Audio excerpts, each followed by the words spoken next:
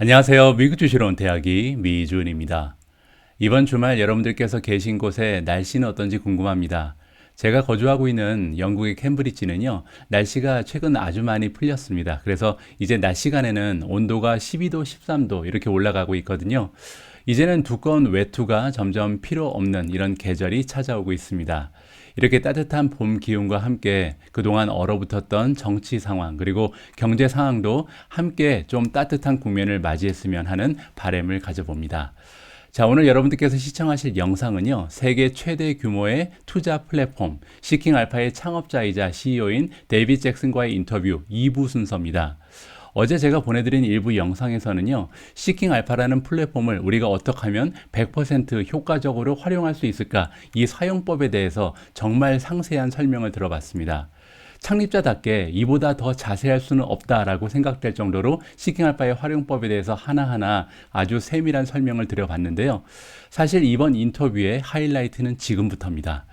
오늘 방송에서는요, 현재 미국 주식 시장의 상황과 연계해서 과연 우리 투자자들이 어떠한 투자 전략 그리고 마인드를 가지고 주식 투자에 임해야 하는지 아주 실질적인 조언을 들어볼까 합니다. 특히 한국 투자자분들은요, 저도 마찬가지지만 성장주라든지 테크주의 비중이 굉장히 높잖아요. 자, 그런 분들을 위한 100만 불짜리 조언이 준비되어 있습니다. 그래서 오늘 방송은요, 제가 자신 있게 미주은 강추 영상으로 선정까지 했습니다. 오늘 많은 분들께서 이 영상을 집중하시면서 시청하실 수 있도록 제가 일부러 2부 영상은 분량도 굉장히 짧게 만들었거든요. 여러분들 귀를 쫑긋 세우시면서 데이빗의 조언 하나하나를 새겨서 들으시면 좋을 것 같습니다. 그리고 이 조언들이 앞으로 여러분들이 주식 투자를 하시는데 하나의 커다란 초석이 되었으면 하는 바람을 가지고 있습니다. 자, 그럼 시킹알파의 창업자이자 CEO인 데이빗 잭슨에게 직접 들어보는 성공적인 주식 투자를 위한 조언, 바로 시작합니다. I see. So, what is your advice for the investors who are heavily investing in growth stocks or tech stocks? Should they, even though it is gone down quite dramatically, should they still sell if it is still not having a good quant rating or still in a very high valuation? The first thing I would say, right, to investors, first of all, any investor who's been holding a lot of tech stocks, right, has been suffering the last couple of months. That's right. And it's probably been a very difficult period. So the first thing that I would say is don't lose hope. The way investing works is you have to invest for the long term. And you know that there will be, oscillations in the market and sell-offs in the market. And so don't lose hope. And particularly if you're young, you're looking to invest in stocks and buy stocks over a long period of time. And even though it feels much worse when the stock market sells off, it's actually good news for people who are younger because it means that they can buy stocks at lower prices. One way to think about this is if you imagine, let's say, that on average, stocks are going to get a increase in value by 7% a year, let's say, and you're looking to invest in stocks for the next 40 years, let's say, then when stocks do really, really well, it means that if you keep investing money that you're earning, you're investing that money at much higher valuation. Exactly. And at some point, that 7% growth per year is going to average out, which means that there will be a sell-off. Of course. You'd much rather that the sell-off happens earlier so that when you invest in the market, you're investing at lower prices. So the first thing which I would say to investors who own tech stocks is that if you're facing a lot of self-doubt right now and you're wondering about investing, look at this differently. This is actually really good news if you're a young person, because if you're young and you've got decades of investing ahead of you, low prices are good news, right? You want to be building up a portfolio at lower prices, and tech is now in many cases, 50 or 70% cheaper, many stocks than they were a year ago. Yeah. So the first thing which I would say is be optimistic because low prices are actually good. The piece of advice that I would then give is pick your stocks carefully. First of all, make sure that you're diversified. I personally think that most investors should hold some broad ETFs as the core of their portfolio, whether it's an S&P 500 ETF or an all-world index or something like that. And then when you pick stocks in addition to that core of your portfolio, which is very broad and indexed and therefore generally less volatile, make sure you know what you're picking. So go for some diversification. Make sure that you don't put all of your eggs in one basket with the stocks that you pick, and then pick stocks for the long run.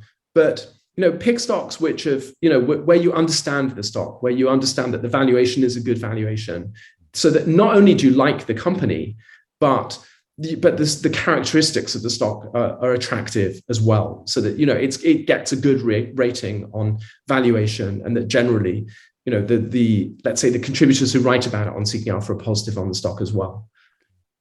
Yeah, thank you so much for practical advice. I'm very sure that many of the subscribers of my channel received a very valuable information today, because it's one of the questions many investors are having at the moment.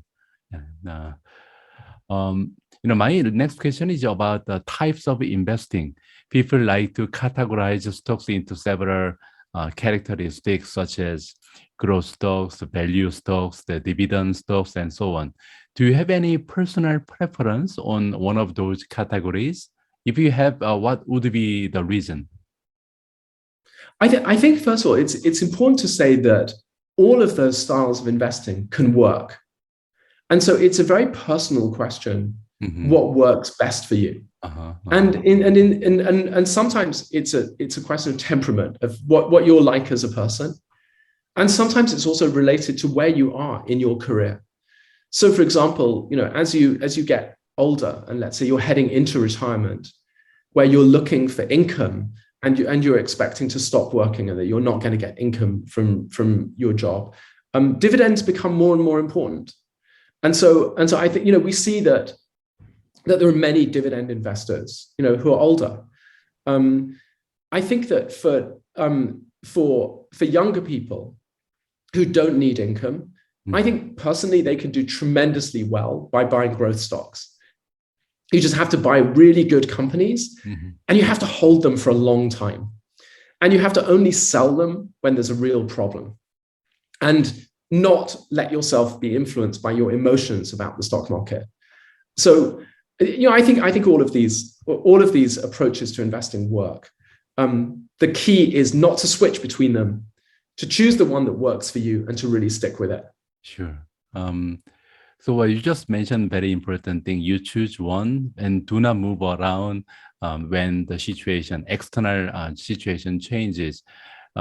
Is there any other mistake that we should avoid to have a better chance to make our investment successful? Yeah, I think just don't time the market. It's very tempting, when the market goes down, to say, I'm going to sell all of my stocks. And then, a month later, you might be feeling very smart, which is, wow, the market went down even more. Yes. I was right. But what we know about the stock market is that when it rebounds, it can rebound very suddenly. In many cases, the biggest up days in the market follow a big down day. And it's almost impossible to get that right. And for many individual investors, if you try to time the market, you'll just end up sitting on the side of the market and not participating for 10 years. And that's really bad. That means that you actually do much worse than if you stay invested in the market, even when it's overvalued and it's going to fall a bit. So I think that the first thing which I would say is, don't try to time the market. Stay invested in the market. Take the long view, right? That you're investing for the long term. The second thing which I would say is, invest for the long term. Don't do things in the short run. All of the academic studies that have been done show that investors who try to day trade, or for example, investors who try to trade options very actively, do far worse than the market. And I think that for example, options trading is a big challenge right now.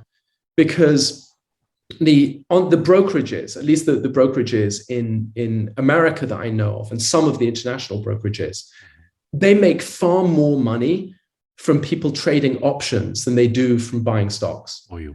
If you have a brokerage account and you buy 10 tech stocks and you hold them for 10 years, your brokerage really doesn't make a lot of money out of that. Sure, of course. They've got 10 trades from you in 10 years. Whereas if you're trading options every month, your brokerage makes a lot of money. Yes. And so many of the brokerages, I think, are encouraging people to trade options, and outside the United States, like contracts for difference and things like that, which are even worse, because they make lots of money from that. So I think it's really important that generally individual investors just avoid that. You want to buy really good companies, don't trade frequently, hold them for the long term, and then you'll do well in the long run. Don't overtrade, don't buy options, don't try to time the market. Sure, great. So what about the positive side? You just mentioned the mistakes we need to avoid. Is there any rule of thumb that we can follow to make our investment more successful? I think that when you invest for the long term, it changes the way you think about stocks. Because if you say, well, I'm buying a stock and maybe I'll sell it 3 months from now, you'll view the companies differently than if you say, any stock that I buy, I want to hold for 5 years at least. It makes you look at companies differently and to really ask yourself, which are the really good companies that I want to hold? And I'm looking for a good entry point where the valuation is reasonable. And then I'm getting a look for companies which are really good companies. I think it was Warren Buffett who said that great companies at a fair price are a much better investment than fair companies at a great price. And it's really true, because if you hold companies for a long period of time, great companies do really well. And also they leave you much more room for error, for example, about valuation. Sure. If you buy a company which is 5 or 10% overvalued, or even 15% overvalued, but you hold it for 10 years and it's a growth company, the valuation turns out not to make a very big difference. Of course. But if you're trading in the short term and you're trading options and things like that, those differences make a huge impact on your success. So one of the biggest tips for successful investment is actually long-term investment, and because you will have a different perspective as a long-term investor. Yes, I think so. That's great. I think we can call it a day. Is there any other advices or messages you want to deliver before we say goodbye? I think just to reinforce what I said earlier, which is many investors are feeling that this is a difficult time because growth stocks in particular have sold off. But it's actually an opportunity for long-term investors. It's good news for long-term investors. It might not feel that way, but don't worry, right? The stock market does well over the long term, and lower prices are good for long-term investors. And I think that there's an opportunity now for everybody to look at the stocks that they own and to say, hey, I can now de-anchor myself a bit, and I can think about, did I pick up stocks that maybe I shouldn't have bought, that I don't want to hold for the next 5 years, and to optimize their portfolios for that. And to do that with a smile on your face, knowing that, valuations are better, and that investing is a great thing to do, and that the markets will go up in the long term. And if you're young, time is on your side. And so investing is a great thing to do. I think that's the message that I would leave people with. Yes. Fantastic. Once again, thank you so much for taking your precious time in joining my channel and sharing your wonderful insights with my audience. And on a personal side, thank you for the opportunity to work with you closely. I really hope 시킹알파 will become the biggest investment platform in Asia, not only US or Europe. And I look forward to contributing to achieve that goal together with you. Well, thank you so much, Charles, and thank you for having me on your channel. Honestly, I really, really appreciate it. And my biggest hope for Seeking Alpha in Asia is just that we can really help people, that we can help people to be more successful, more self-confident investors who are better investors and who do really well. And so with your help, that's a wonderful mission to have. And so thank you. You're already helping us by appearing on the channel. So today we received a lot of insights and great advices and investment tips. We really appreciate it. Thank all you. The best, Thank yeah. you. And I just really want to send my very best to all the people watching this. And I just wish you tons of success and that you do really well and that you stay in there and don't try and time the market and do well as investors. I just send you the very best to everyone watching this. Thank you. Thank you, David. All the best and please stay healthy and happy. Thank you. And you, Charles. Thank you. Thank you. Thank you. Bye.